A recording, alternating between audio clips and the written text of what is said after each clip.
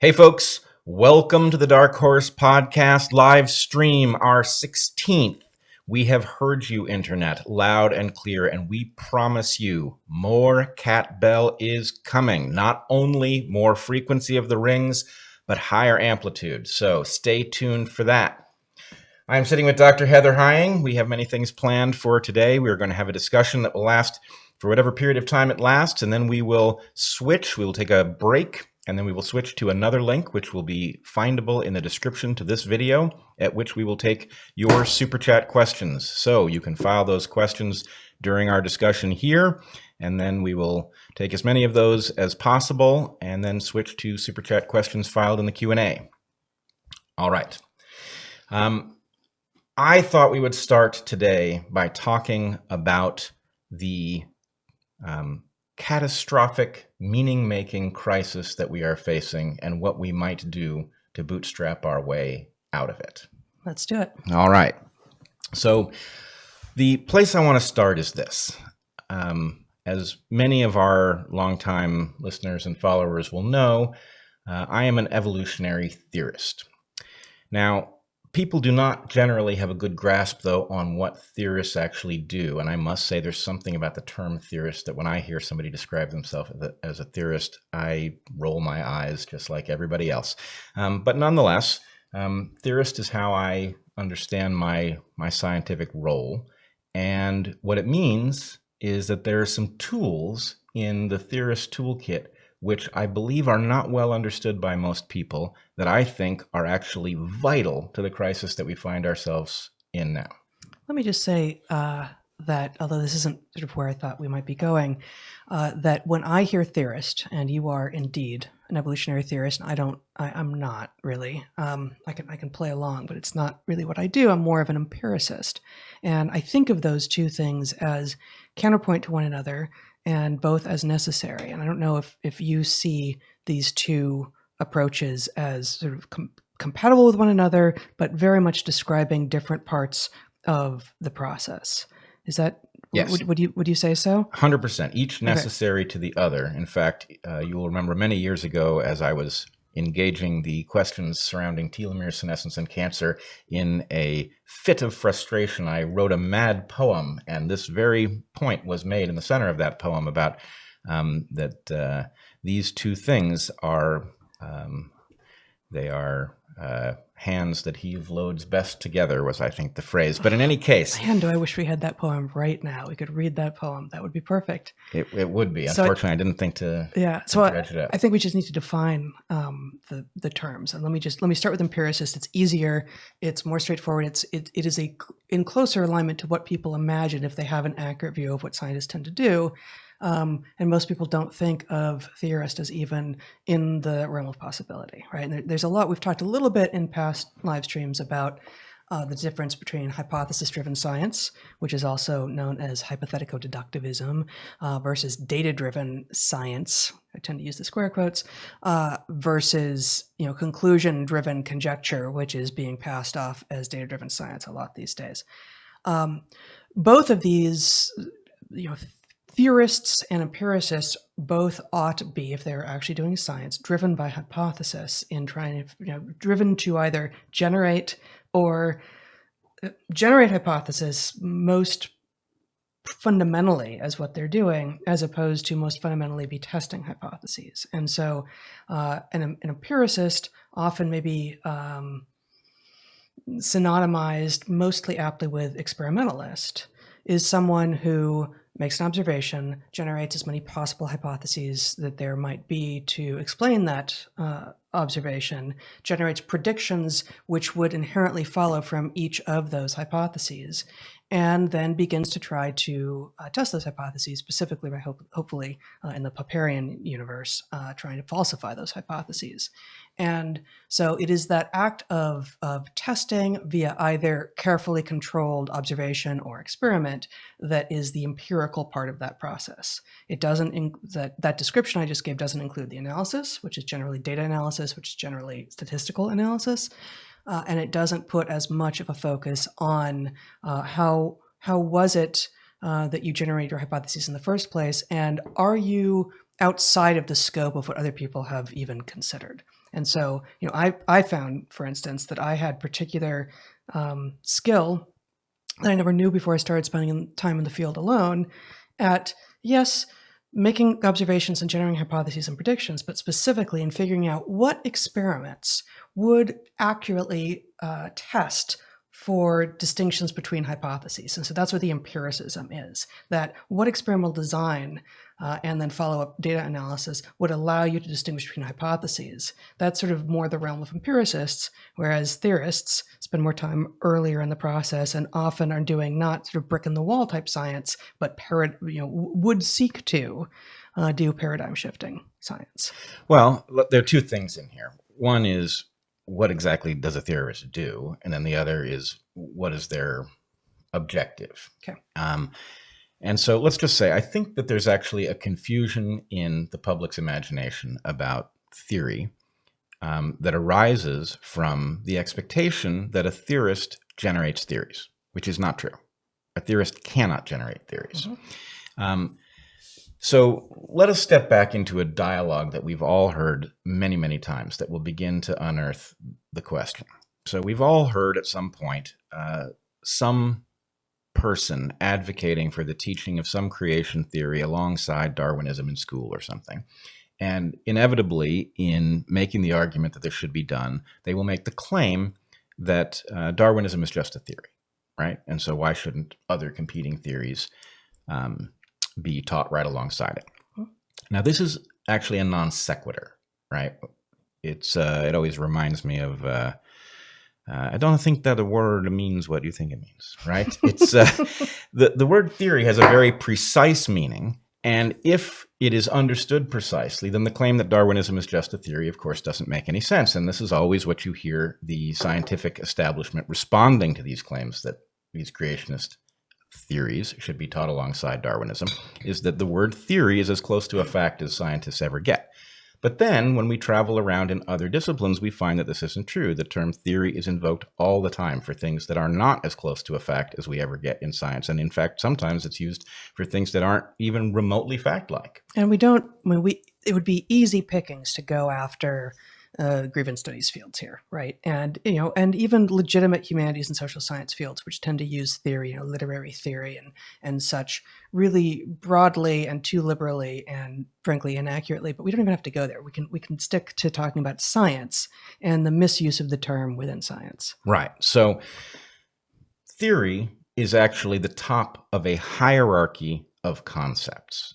And the reason that we're raising this and the connection to the meaning crisis is that if one understands how elegantly these different kinds of ideas fit together and lead to each other, then one discovers that the tools for fixing the meaning-making apparatus already exist. They are well understood at a philosophical level, but they are not widely understood. Even people who study science for a living are often quite vague on these things. So, for example, we frequently see in the major journals papers that have no relationship. They report data of some kind, but have no relationship to any hypothesis that is described anywhere. And what you and I have generated over years of teaching is the idea that every paper that reports data ought to be doing one of two things, and it ought to say which it is. It is either data leading to a hypothesis or data that tests a hypothesis. Data should never be collected in isolation of those two things. Either you're looking to unearth a pattern that needs an explanation, which would be a hypothesis, or you're testing an explanation that has been provided either by you or someone else in order to see whether or not it stands up to that attempt to falsify it. And this is, in fact, one way to make the distinction between data-driven and hypothesis-driven science. The data that were collected, and I don't even love to use the term data here, but we'll do it. Data that were collected absent a hypothesis, in which the researchers were sort of letting the data reveal patterns that the humans behind it didn't actually have any idea about what might be true, have not tested anything. What they have done is the first step in the usual scientific process, which is in fact a cycle, such that they have now generated a hypothesis. But the results of those papers that use data to produce a hypothesis, even though that's not what they say they're doing, compared to papers that actually test a hypothesis by having a hypothesis, generating data, and then figuring out if the hypothesis is borne out or falsified. The results of those two types of papers are often boy, you just can't even tell the difference by the way that people talk about them or respond to what it is that they're claiming. And in fact, they're very different in terms of the standards of proof that they are then letting loose on the world. Yeah, in fact, there's a kind of rarely spoken but widely detectable sense that hypothesis testing is almost an archaic mode, that we've gotten past it because things have gotten more complex, or our technology has allowed us to see into a level of detail where that doesn't work. And of course, it's nonsense. I'm reminded of the faculty member I taught with once at Evergreen who revealed in front of the class, and this is a direct quote, "I used to think hypothesis was important. Now I know better." So I want to step back. There's a lot of things that need to be sort of in the mix here in order to ultimately get to the power tools. And really, from the point of view of those of you listening or watching at home, the real point here is if you understand how these tools work, and it isn't all that complex, your thinking will, without knowing anything new, become that much more powerful. These things enhance the power of what you already know to an immense degree. So hang in there if this is seeming far afield. Where was I headed? I was headed somewhere. You were going to explain what a theorist is. Well, oh yeah, that's one thing. And you were backing up to a larger view, I think. So a theorist, I know what it is. There's a question. I've said elsewhere, and actually it's gotten quite a lot of positive reaction, that every great idea starts with a minority of one, right? If you're going to change the way a field sees something, then it's first going to occur to you, and you'll be the only person who believes it until you come up with something that might demonstrate to others the need for them to pay attention to it, which frankly sometimes takes decades, right? So it starts out as a minority of one. But in a world where what you have is endless appeals to authority, what that person says makes sense because of the credential they have, I'm going to believe it.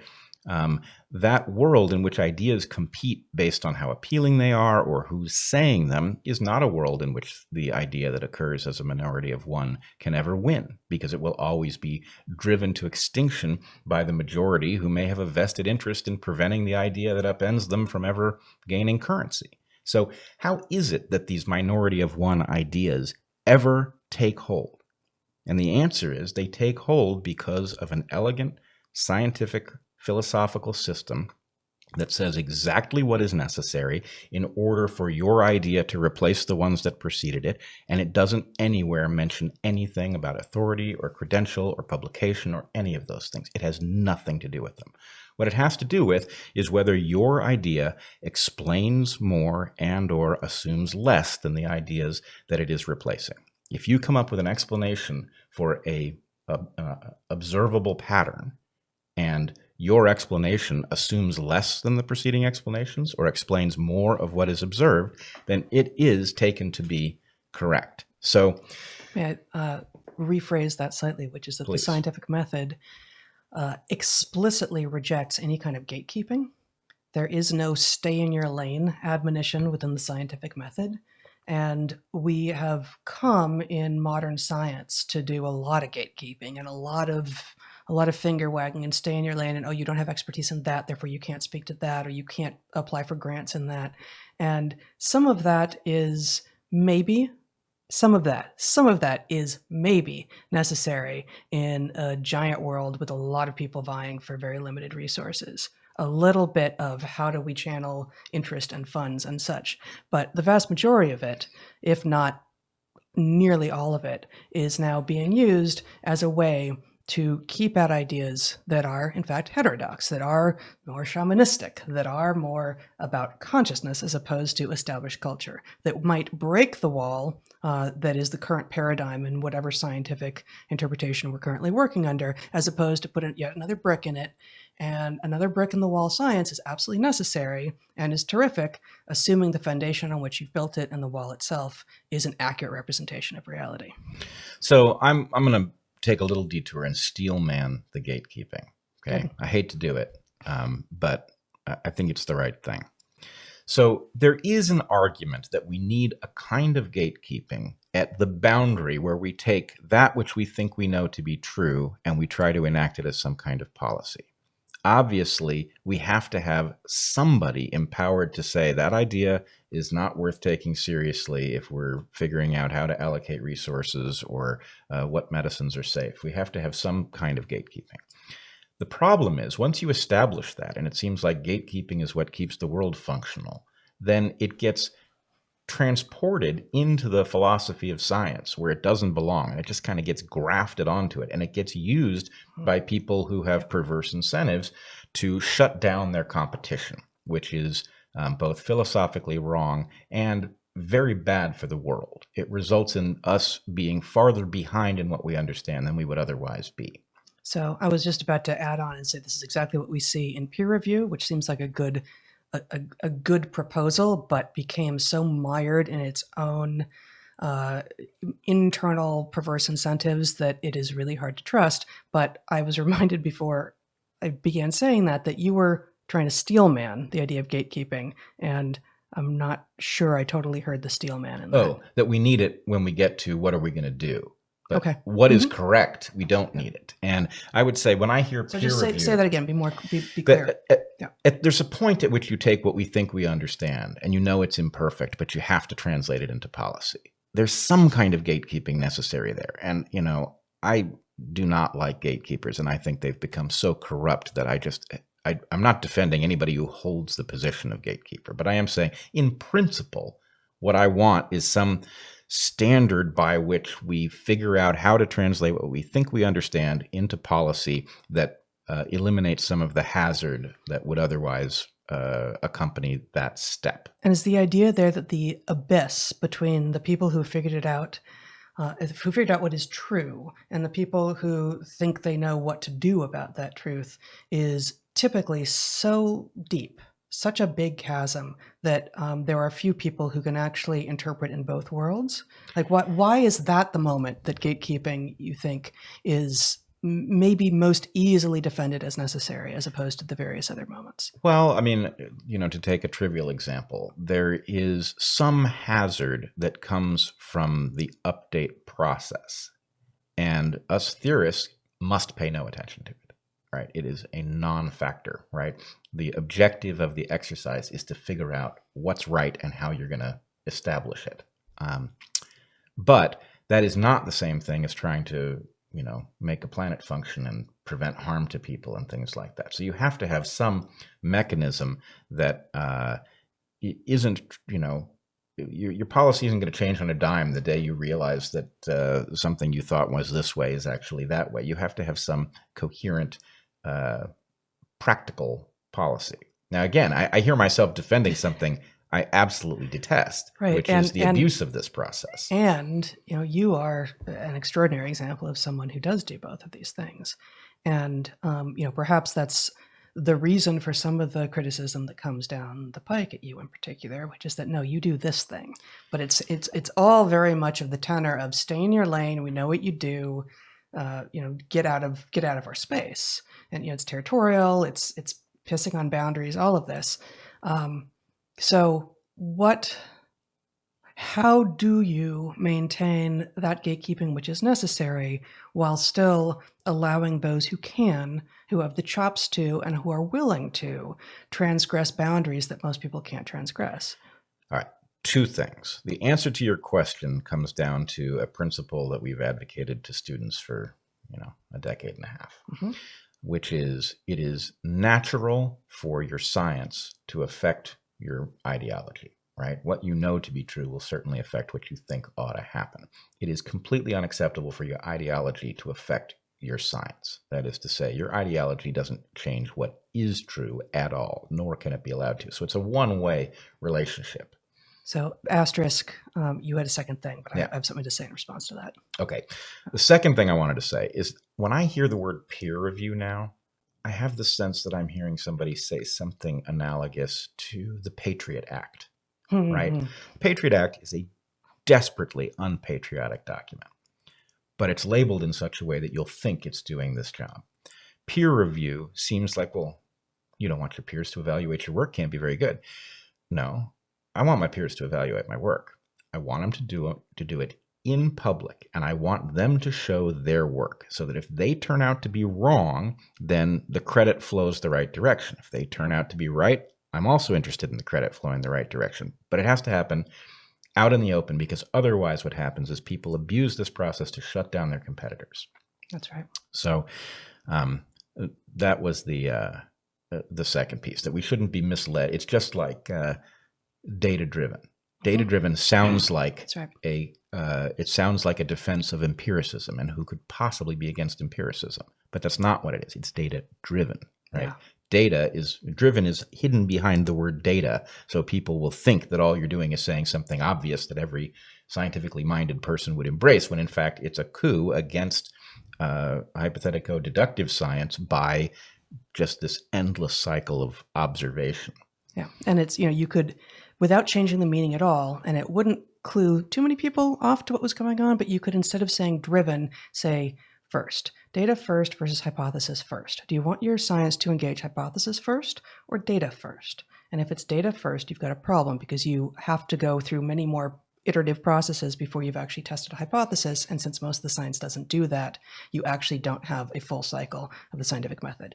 With regard to your first point, you had said it is unambiguously clear that humans, being humans, as they do science, will find, as they learn things through their science, that their worldview is affected by what they have learned. But what we cannot have is that process going the other direction, which is to say we cannot have ideologies affecting science. And this reminded me of, the objection.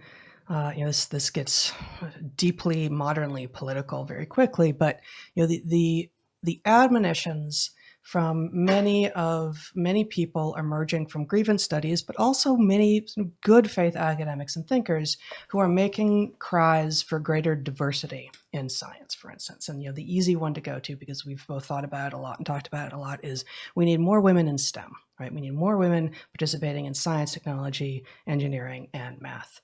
And this is not the place to go into all of the ways that the statistics that are usually trotted out here are often misleading, and the goals that people are advocating for are probably not the goals that we should be shooting for.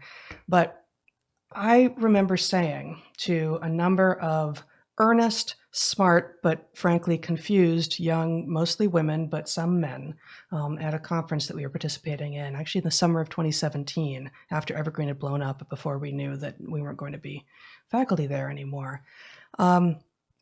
When they were asking me, when we had opportunity to get up and talk about what is the nature of sex and gender, the evolution of sex and gender actually, and what does it mean about proclivities and abilities and desires and all of this, and I said, who you are, what your particular demographic is, should have absolutely no effect at all on the results that you get if you are doing good science. It should have no effect at all. And therefore, in that regard, with regard to if scientists are just being handed questions to address, then the particular answers that are coming out of those scientific questions should not vary based on where those people are from, what sex they are, what color they are, how old they are, what their socioeconomic background is, any of that. And that's, of course, a perfect world, and it's not exactly totally true. But the fact is that the scientific process specifically is about extracting the bias of the human doing the work such that you can get to a result that would be true no matter who you are.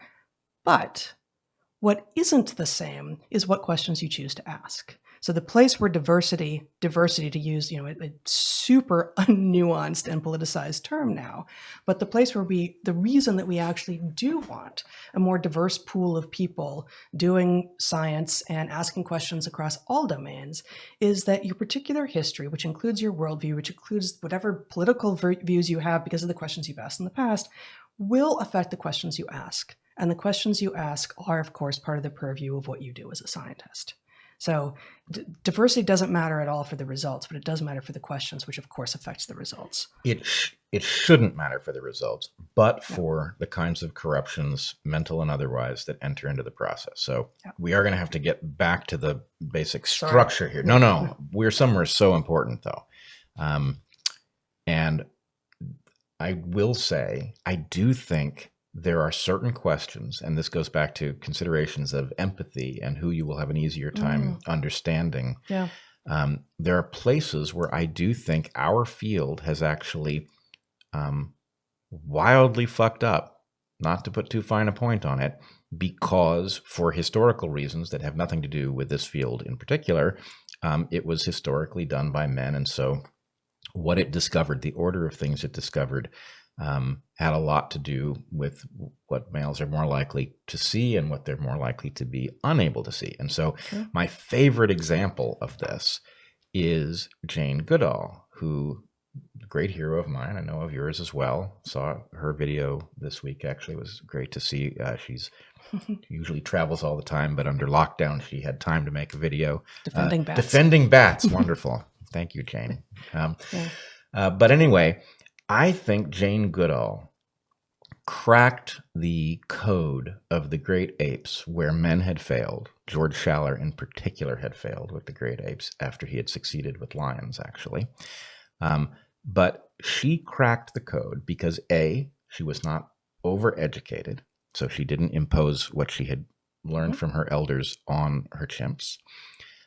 But B, she had the intuition to avoid the male bias against empathizing with her study organisms. There was this sense that it would be a scientific corruption to anthropomorphize your creatures. But of course, we're talking about all about sorts of grief for naming them, right, and for claiming that they were doing things like engaging in war or in friendship. Well, and, the key thing that she did was ingratiate herself to her study organisms so that they would ignore her enough that she could understand what they were up to, which, and this became an absolutely necessary part of the study of social behavior of anything that is in any way conscious. I didn't particularly need to ingratiate myself with my frogs. They would fall on me from trees no matter what and ignore me mostly. But if you're studying, dolphins or elephants or chimps or any primates really, or crows or a number of organisms, then you would need to. And was it Leakey? I can't remember now which big name in anthropology tapped not just Goodall. It was Leakey. So it was Louis Leakey. Yep. Just to add a little bit more meat to this story, yep. Louis Leakey, who is this big old man in anthropology, says what we really need in order to understand human origins and human behavior is a better grasp of what is going on with at that point, we thought 3 extant species of great apes. Bonobos were classified as a small species of chimp. So he didn't have people going after the bonobos, but he said, I'm going to find 3 people who I can send into the field for a long time and see if they can't crack the code, so to speak, of what it is that chimps, gorillas, and orangutans are doing. And he was quite explicit about choosing 3 women. He chose Jane Goodall for the chimps, Diane Fossey for the gorillas, and Birute Galdikas for the orangutans. Galdikas is, I believe, still working in the field, and Fossey obviously was killed by poachers, and Goodall has become a massively important cultural figure, and probably has helped save not just many chimps but many other organisms throughout her work. And Leakey's position was not just, okay, the men have been trying and they're not getting anywhere, but Leakey, actually think that there is a chance that women actually have more empathy and are going to be better able to put themselves to basically do the theory of mind trick and imagine what it is like to be a chimp, a gorilla, an orangutan, and therefore get somewhere with these studies. And of course, all 3 of those women were trailblazing. And we know much more than we would have had they been any other individuals, including most women, right? But that there is some kind of work that the particular propensities and proclivities, on average, of men versus women may make one or the other more suited to that work. Yeah. So, and it's interesting that the story is that the grand old man of paleontology sent these women to do this work because he understood that they would get it better, and I think history bore out his suspicions. So anyway, it's a complex story. I would say there's one other place that I think our field has screwed up as a result of a kind of male cognitive bias that's blinded us, and it has to do with our misunderstanding of male sexual displays in lecking species, and that there is a way in which men who don't entirely get women have looked at the fact that females in many species require males to do these elaborate, seemingly senseless things, and they had kind of a females who get some kind of a reaction. And anyway, I think had the field incorporated women more quickly, we might have fixed this one sooner. So one more anecdote here before you get back on. Let me say, I do think we have the answer to that puzzle, and at some point here, it's going to emerge, and I think it's a fully satisfying, very interesting answer. But what are Lux about anyway? Yeah, why does the peacock have such a fancy tail? Well, we know why he has it. But why does she care? Because the females require it. But why do the females require it? That's the tough part. Yeah. So the anecdote is, animal behavior, and especially the study of social behavior, was, of course, biased towards mostly males doing it for a very long time, just because of the history of science and how work of any sort, really, outside of the home has been done in humans. And there's a book by Sarah Blaffer Hrdy, who is, I don't know, is she our academic sibling? Yeah. So she was a student. She was an early student of Dick Alexander's, right? Is that right? Bob Trivers. She was. Oh yeah, she was. She was an undergrad when he was a graduate student. Okay, so Sarah Blaffer Hrdy is an extraordinary researcher. She worked in India on langurs, and has written a number of excellent books, including Mother Nature, which has different subtitles depending on when and where it was published. But it is such an excellent investigation of the basis of social behavior in mostly primates, including humans, that it was, and we've talked before about, neither of us really ever liked to use textbooks. So this was one of the key books that I would use in my animal behavior programs. And it is mostly an investigation of social behavior through a female lens. It's about mothers and daughters and how fathers come into the picture, and in pair-bonded species, how important they are, and in non-pair-bonded species, how the females have to defend against, putative fathers and would-be intruders in all of this.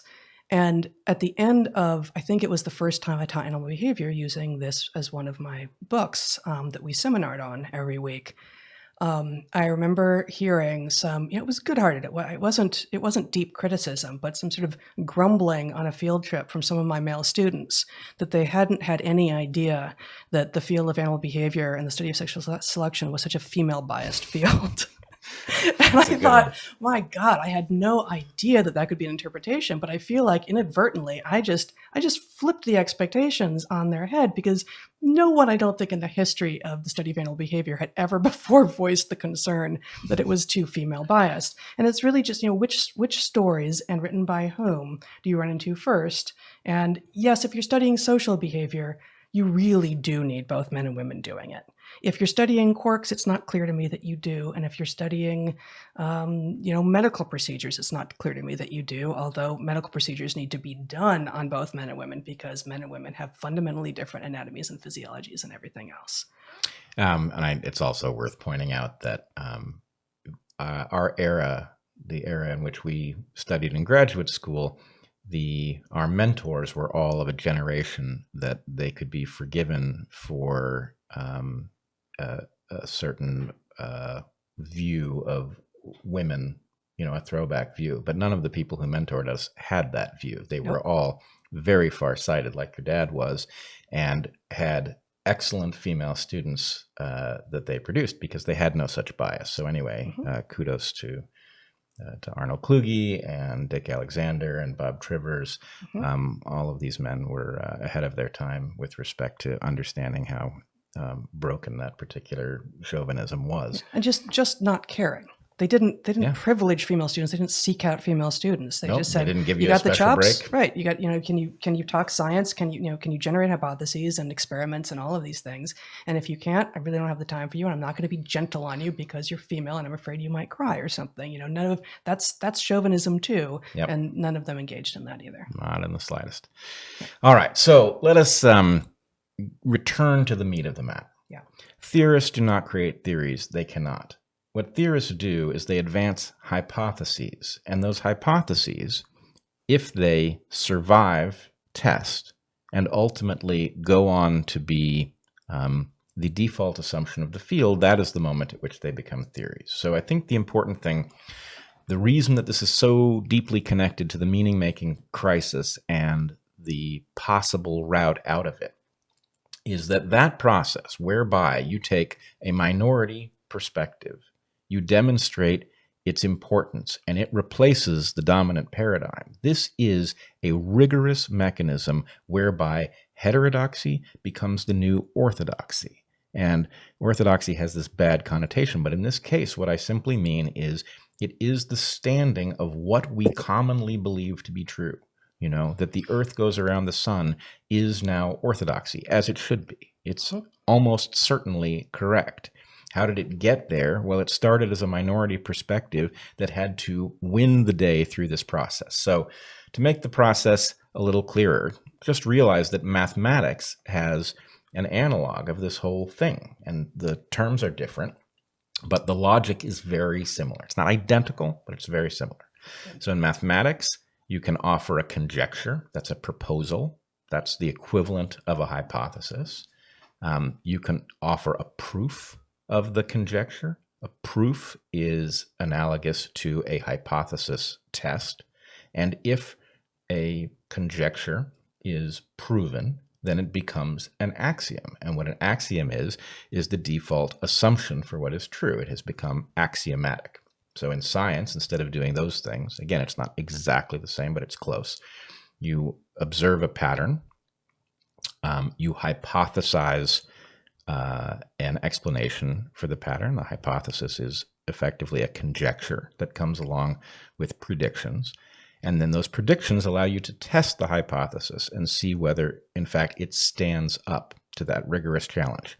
At the point that something has stood up to enough challenge that the default assumption of the field is that it is true, then it is a theory. And so this explains the mysterious conversation that we hear so many times where people allege that Darwinism is just a theory, and that means that other theories should be taught alongside it. That is, in fact, a non sequitur, because there aren't other theories. There is only one theory of how life became complex on Earth, and it is Darwinian in one form or another.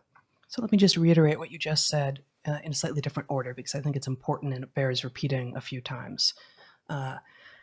Science is to hypothesis as math is to conjecture. So hypothesis and conjecture are the same thing in science and math space. Science is to test as math is to proof. Right? Testing in science is like the proofs in math, and science is to theory as math is to axiom. And I think you've also said, or postulate or theorem in math, right? So science has hypothesis and test and theory, and math has conjecture, proof, and axiom, also postulates and theorems, and that those are, more or less analogous points, with one important caveat distinction between theory in science and axiom in math, which I want to get to.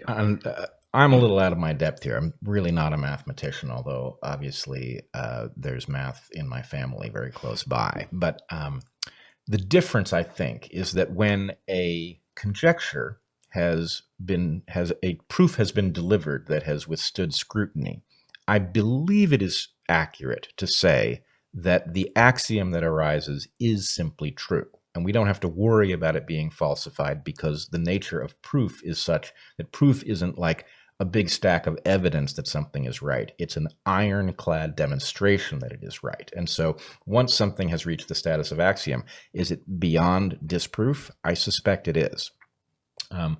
So that's different than in science, where a theory, Darwinism, could be false. Let's say, for example, we are living in a simulation and Darwinism was hard-coded into it, or the appearance of Darwinism was hard-coded into it in order to figure out, what we humans would think in response to it. Then it's not real. And the appearance that it is real is explainable by a larger hypothesis, which could be potentially demonstrated. But nonetheless, it could be false and we could discover it. But at the moment, we have no reason to think that's coming any more than we have reason to think that we're going to discover that the Earth doesn't orbit around the sun. One of the distinctions, at least in the realm of science that we often engage in, is also that test is, as you said, basically based on a stack of evidence that then endures basically a probabilistic assessment. Statistics is a probabilistic assessment. And because it's probabilistic, the theory that may result after many, many, many tests and the test of time, as it were, is still based on probabilistic analysis, whereas a proof is not generally probabilistic. It is yes or no. Each of the steps either accurate or a proof remains. Each of the to steps be has been delivered. binary, and so it is not a probabilistic situation. Yeah. Right. So one of the outgrowths of this that I think people who use the term theory casually don't understand is that there should really only be one theory for a given observation at a time. The theory is that which is so likely to be right that it is taken as the assumption. And it can be displaced by some other theory, but then it's no longer a theory. It gets demoted to the status of hypothesis, and in fact, it's a falsified hypothesis at that point. So that is an important fact. Theory is not some infinitely large space. It is not something you yourself produce. It is the result of a combination of things. Actually, it's a result of the exact combination of the teamwork that you were describing before, right? You generate a hypothesis, the empiricist tests it. Sometimes the empiricist is also the theorist, but it doesn't matter. But the end product of the cycle is theory. So why are we so confused about this? This is the problem, and this is a difficult one to deal with, because what we have just described is the way it is supposed to function. It very frequently doesn't function even inside of fields where we wield the term theory as a defense of, for example, Darwinism, where we swear that the creationists don't know what they're talking about because they say Darwinism's only a theory, and we say you don't get what that term means, right? Even inside of a field where we need that defense, we're not consistent about the use of the term. But there are other fields in which a much worse job is done. And I think that this is the problem. Part of the crisis in meaning making has to do with the fact that there's not even a standard between disciplines about how to use these terms. So I would say the worst offenders, in my opinion, outside of maybe the humanities, who abuse the term theory like nobody's business, and maybe we'll return to that. But the worst offenders inside science, I would say, are the physicists, who very frequently, when they talk as if they are advancing theories, which doesn't make any sense if you use the proper definition. And this results in an immense amount of confusion that, frankly, I think is hiding in plain sight, right? I think anybody can see it. So there's a hierarchy. You have something that isn't a hypothesis. It's an idea. It could be true, but you don't know how to test it. It doesn't make any obvious predictions. Okay? That's a notion or an interpretation. Okay? It's not necessarily wrong, but it's below a hypothesis. A hypothesis is an idea of why something might be the way it is that comes with a prediction that would tell you if it was false, right? So it has a higher status because it comes along with something that gives it the potential for being eliminated if it isn't true. A conjecture doesn't have to be. We can conjecture that this is one of a billion universes, and that would have no implication for us here in the universe. So, I can't say it's true or false, but it's not as good as a hypothesis. And then you've got, a hypothesis that has withstood test, and if it withstands enough test that it becomes the default assumption, it becomes a theory, right? So that's the hierarchy. You've got notions, you've got hypotheses, you've got theories, which are hypotheses that have become the default. Basically, they have, in a legal sense, you might say they have the presumption of being accurate, and they are capable of being removed, but until they are, we just treat them effectively as axiomatic. But what do we do with something like string theory? Why do we even call it string theory? If I'm to understand, string theory has yet to deliver a testable prediction. Now, that doesn't mean it's wrong, but it does mean it's a notion or an interpretation. It's not even a hypothesis. And if we discussed string theory as string notion, or, then it loses a little bit of its cachet. It loses a bit of its cachet, as it should. And, again, that doesn't make it wrong, but it doesn't deserve the status of theory, the top level, right? The default assumption. Now, what happened in physics, if I'm to understand, and again, I'm not a physicist, what I understand is that effectively string theory socially won the day. People were so excited by the idea that it effectively killed off all of its competitors, and it took over the field, despite the fact that it had yet to rise to even the first level of scientific rigor, which would be to deliver a prediction that could, in principle, allow it to be tested. So until we realize that there are things out there masquerading as theories that aren't anything more than a notion, we have a real problem. And I think that this is actually corrupting field after field. So in our field, panpsychism. Panpsychism, the idea that consciousness is written into the very particles of the universe. That's a nifty notion, but that's about all it is. It doesn't make any prediction that I'm aware of about nature. It is actually a response to the difficulty of the study of consciousness, and that's it. It's some idea that would just simply render it outside of our purview and therefore not our problem. And so I don't take it seriously at all. I don't see any reason anyone should, but nonetheless, it is talked about in serious circles as if it were something scientific, when in fact it hasn't even risen to the bottom rung of the ladder. So you've got a category, notions, into which you've currently put string theory and panpsychism. And I think it's a great bin to start filling with things that have been given probably more press and more importance than they would seem if only for the fact that no one pointed out not testable, therefore couldn't possibly be a theory, because not testable means not knowable and can't even be a hypothesis. Yeah. And I should say I'm violating one of my own rules here. I'm kind of being a dick by calling them notions. That's really just designed to annoy people. Okay, maybe we need a new name for the bin. Well, the bin has a name.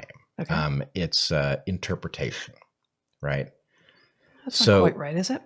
Yeah, I mean, it is in physics. Okay. The Copenhagen interpretation, for example. Mm-hmm. So this, again, points to another one of these things that's artificially been boosted because it's a cool idea, but it still hasn't reached the bottom rung, which is the many worlds interpretation, right? The many worlds interpretation is consistent with, events happening the way they seem to. This is emerging 100-ish years ago, maybe. This is quantum mechanics. Yeah, this is in response to, the double slit experiment and the Schrodinger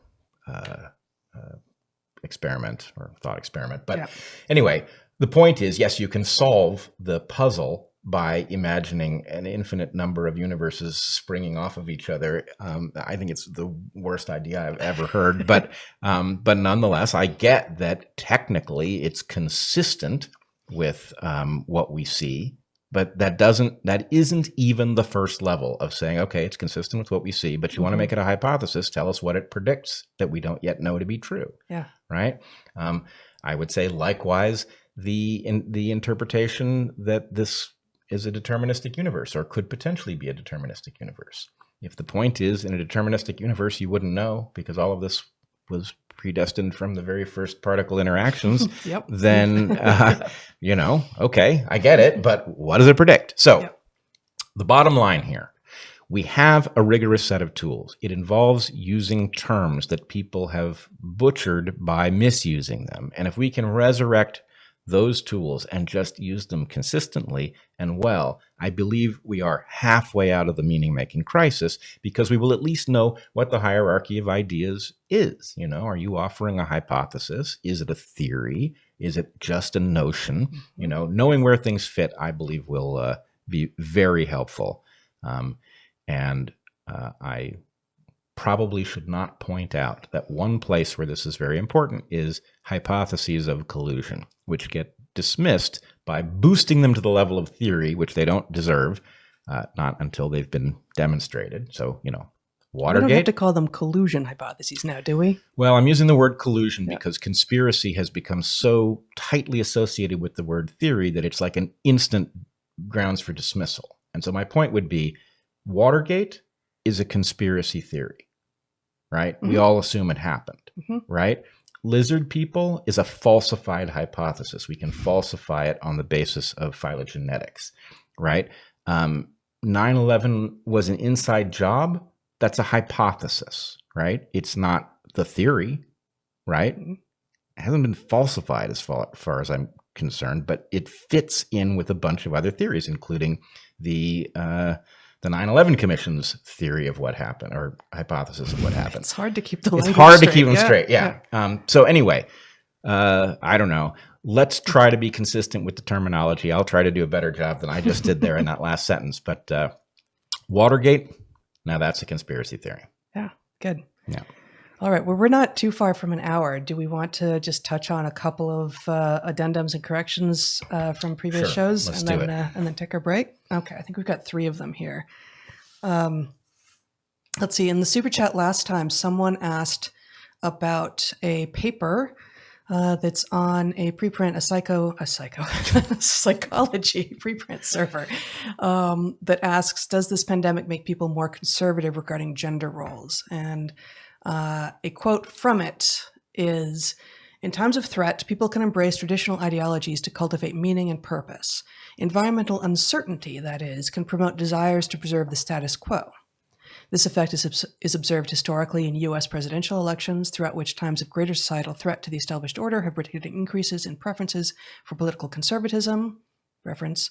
Specific evidence for Yost and colleagues' 2003 motivated social cognition model of conservatism also comes from findings that people in the U.S. reported more conservative attitudes after the terrorist attacks of 9/11 than before, regardless of whether they personally self-identified as liberal versus conservative.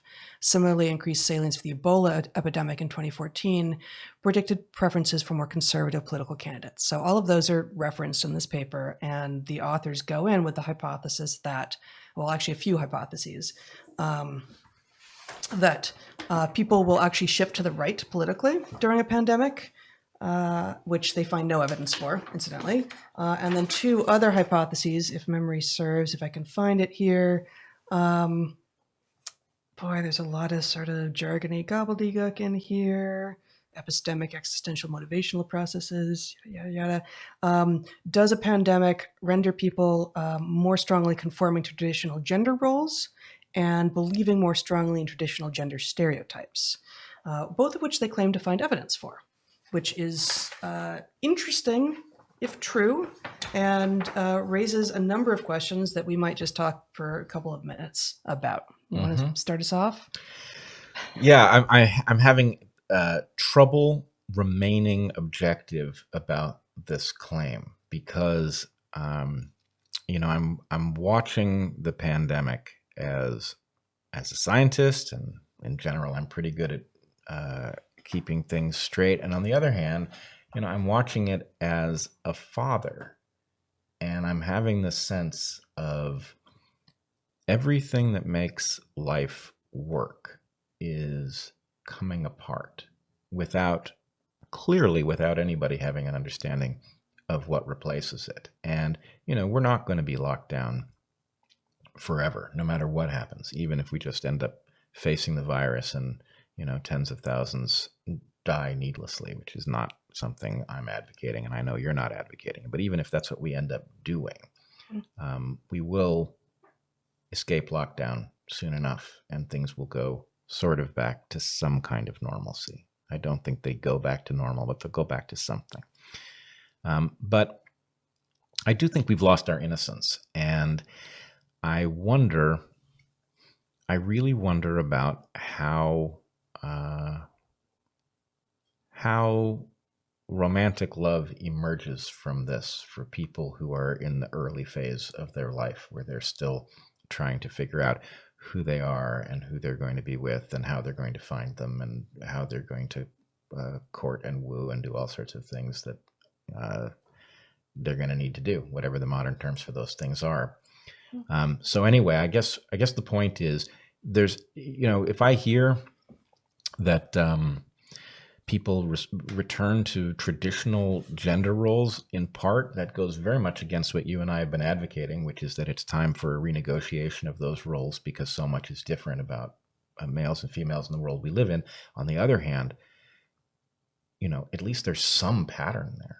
There's something that people could depend on. And this is, I think the argument, which is that in times of deep uncertainty, where maybe what you need is a totally new approach, but knowing that totally new approaches are very likely to be flawed, the shaman is more likely to be wrong than right. Even though you need the exactly right shamanistic approach, people are more likely to retreat to the known, the comfortable, the understood, even if it's patterns that they themselves were fighting against before. Yeah. So, I mean, that does feel a little bit right.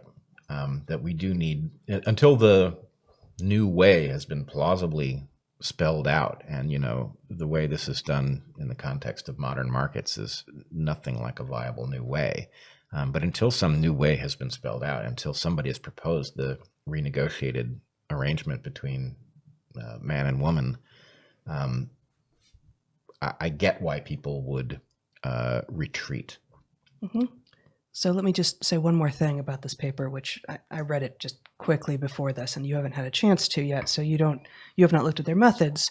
With regard to testing whether or not people were endorsing gender stereotypes at higher rates after the pandemic or during the pandemic versus before, for which they found statistical evidence, their methods I find really weak and a little strange. And that's not, I think, just because I find the gender stereotypes themselves not particularly comforting at all. But I'm not going to put you on the spot and say, come up with some gender stereotypes here. But I think all of us just listening and such can imagine what it is that you might think. What would it be like to be more masculine or manly? Think of some things. And now, what would it be like to be more feminine or womanly? Think of a few things for a moment. And now let me share with you the words that they used. Which is that, they treat these as, they say, endorsement of traditional gender stereotypes was assessed by 8 items. Of these 8 items, 4 items assessed attitudes towards men and 4 towards women. So we got 8 words, 4 of which are supposed to be more masculine and 4 of which are supposed to be more feminine. For the masculine ones, we have risk-taking, brave, courageous, and adventurous.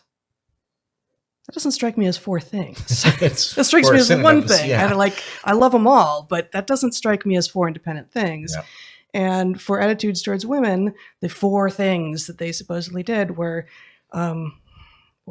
clean, hygienic, sanitary, and pristine, which I've got a problem with the category, but it's only one category, right? They have basically brave versus clean.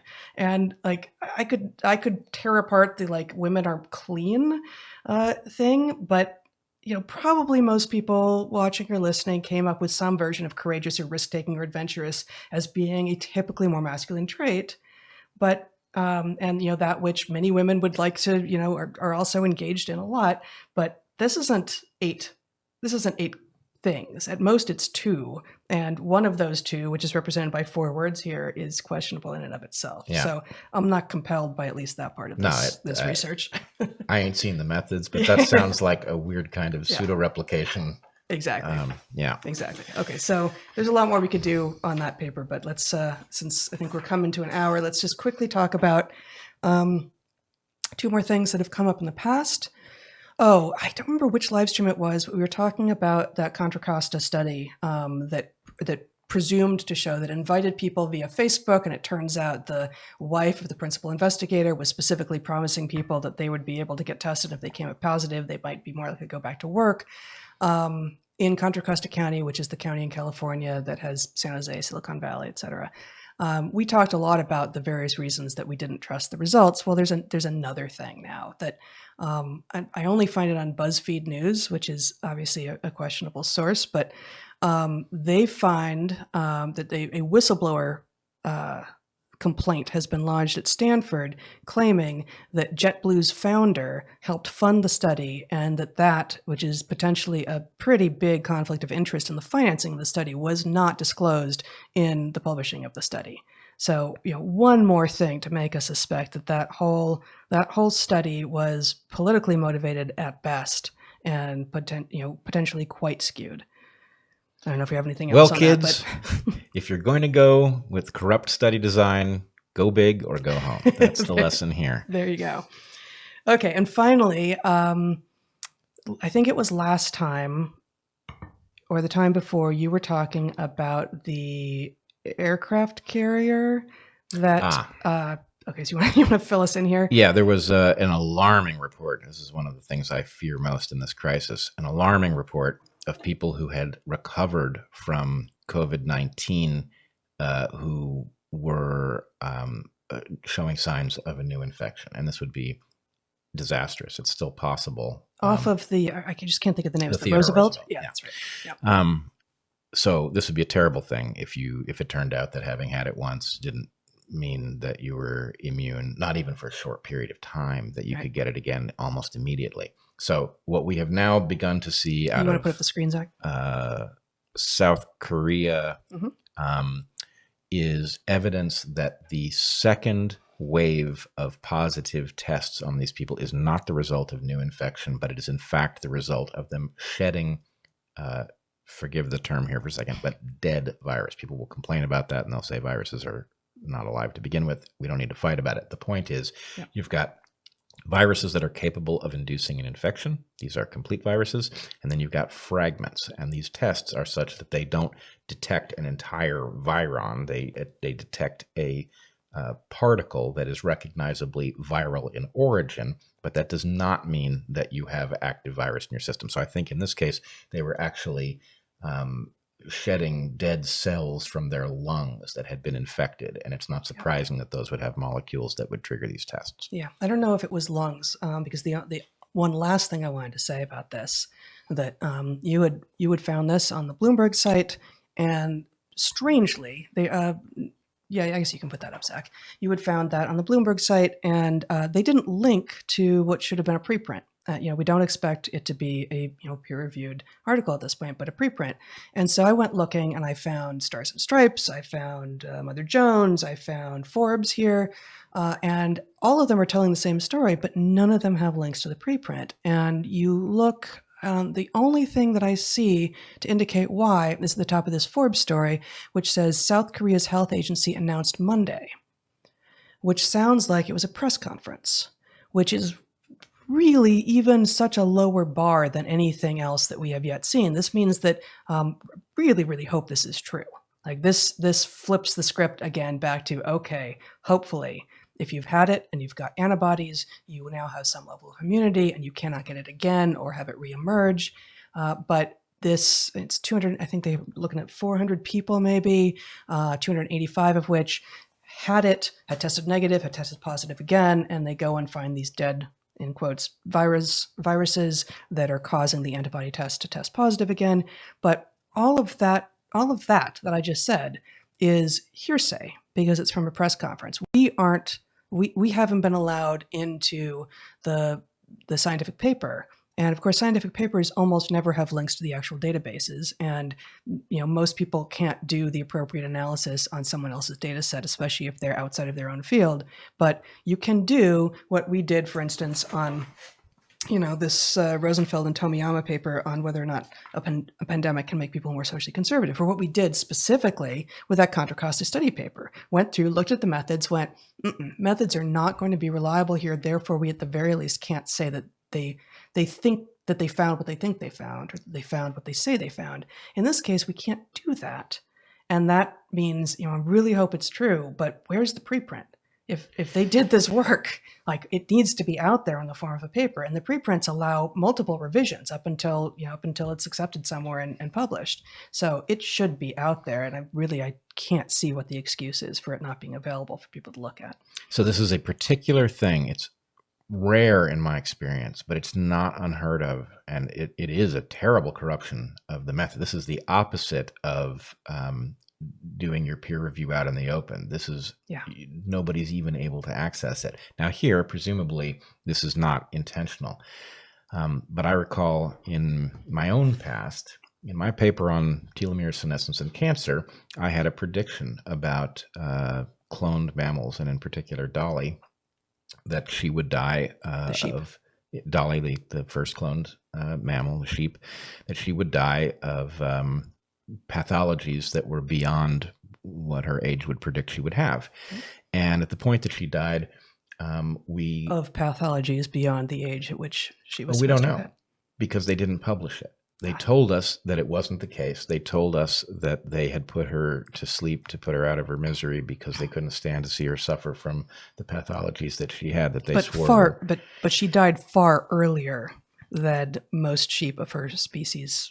I don't remember the specifics, but we don't know because they euthanized her. But she did have... we know how old she was. Yes. Right. They euthanized her, claimed it had nothing to do with age-related pathologies. She did have early arthritis, but in any case, it made it impossible to evaluate. So there was a hypothesis test that had been run effectively, but we weren't allowed to see the result of it. So anyway, this is something that happens, and it is really problematic when it does. All right. I think we're good. We are going to, yep. Do we want to say something about what we're going to do next time, or we want to leave that on Saturday? Yeah, I think we can say something. Okay. So we don't really know yet, but we noticed that Saturday, when we are scheduled to do our next live stream, is May 23rd, which makes it the 3rd anniversary of Bret having 50 or so students whom he had never met before show up at his classroom and chant for his immediate firing or resignation, and the rest is history and largely televised as well. We have not talked much publicly, just the two of us. Benjamin Boyce did a very nice interview with us that summer, I think, and we've both talked. You've talked a lot, with Joe Rogan and Dave Rubin and Sam Harris and such publicly, but and we talked to Mike Nana. Oh yeah, Mike Nana has done an extraordinary job. But we're thinking of spending the next live stream talking a bit about Evergreen and maybe going over some things that haven't been public so far, maybe. Yeah. So we'll talk about what it looks like 3 years out.